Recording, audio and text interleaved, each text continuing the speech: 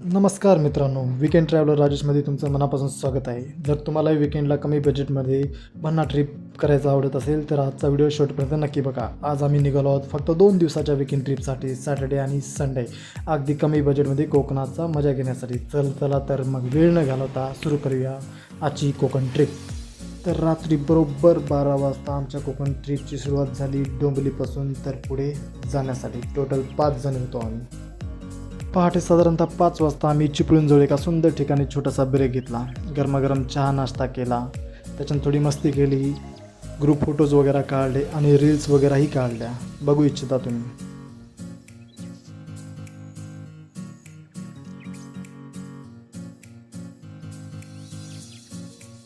Reels वगैरे काढून झाल्याच्यानंतर पुढच्या प्रवासाला सुरुवात झाली. मी गाडीच्या खिडकीतून बाहेर बघितलं तर समोर उलगडणारा कोकणाचा निसर्ग पाहून मन अगदी प्रसन्न झालं. हिरवीगार झाडे, डोंगरे, पक्ष्यांचा मधुर आवाज आणि सकाळची थंडगार हवा आणि सगळीकडे पसरलेला निसर्गाचा ओलावा. हा अनुभव शब्द सांगणं कठीणच आहे. खरंच कोकण म्हणजे कोकण.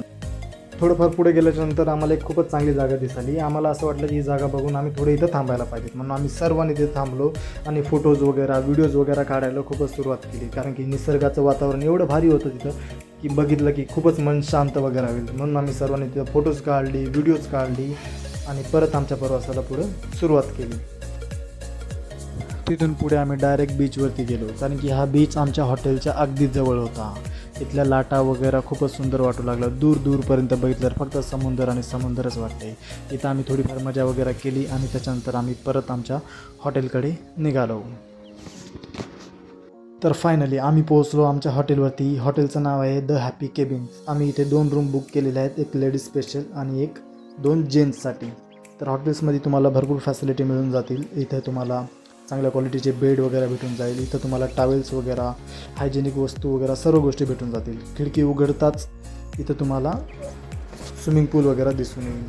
खूपच सुंदर नजारा दिसतो. खूपच नॅचरल एरिया वगैरे असं वाटतं. तुम्ही बघू शकता हॉटेल खूपच. तर हॉटेलमध्ये फ्रेश झाल्याच्यानंतर आम्ही सर्वांनी स्विमिंग पूलकडे मोर्चा वळवला. सुरुवातीला आम्ही दोघांनीच पाण्यामध्ये उड्या मारल्या. आम्ही पोहलो, फोटोज वगैरे काढले. त्याच्यानंतर बाकीच्या सर्वांनी पाण्यामध्ये उड्या मारल्या. आम्ही सर्वांनी खूप मजा वगैरे केली. तिथं पाण्यामध्ये गेम्स वगैरे पण खेळलेले. त्याच्यानंतर तृप्ती पाण्यामध्ये येत नव्हती, कारण की तिला पाण्याची भीती वाटत होती. तिला सर्वांनी समजवलं, तिला बोलवलं, परंतु ती पोहू शकली नाही, कारण की पाण्याची हाईट जास्त असल्यामुळे ती नाही पोहू शकली.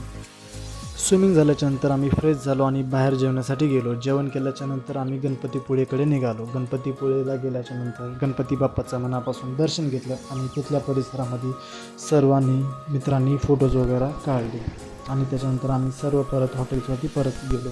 हॉटेलवर परत आल्याच्यानंतरही आम्ही शांत बसलो नाही. त्याच्यानंतर आम्ही सर्वांनी भरपूर अशा रील्स वगैरे काढल्या, कॉमेडी, मीम्स, व्हिडिओज वगैरे बनवले आणि या दिवसाची सुरुवात इथंच संपली. तर दुसऱ्या दिवशी उठल्याच्यानंतर मी फ्रेश वगैरे झालो. त्याच्यानंतर आम्हाला जायचं होतं आरेवारे बीचला, जिथं आम्ही झिप लाईन करणार होतो. त्याच्यासाठी रेडी झालो. हॉटेलचा शेवटचा दिवस होता, तर तिथं आम्ही गुड बाईज फोटोज वगैरे काढली. त्याच्यानंतर आम्ही आपल्या रस्त्याने निघालो. रस्त्याने समुद्र खूपच सुंदर दिसत होतं. त्याचे नजारे थोडेसे कैद वगैरे केले. त्याच्यानंतर आम्ही पोहोचलो आरेवारे बीचला. तिथं आम्ही थोडीफार फोटोज व्हिडिओज काढले आणि आम्ही पोहोचलो त्याच्यानंतर झिप लाईनच्या इथं. झिप लाईनच्या इथं पर पर्सन 600 रुपये आणि दोघांचे घेतलेत 1200 रुपये. तर कपल गेले तर 1200 रुपये, पर पर्सन 600 रुपये.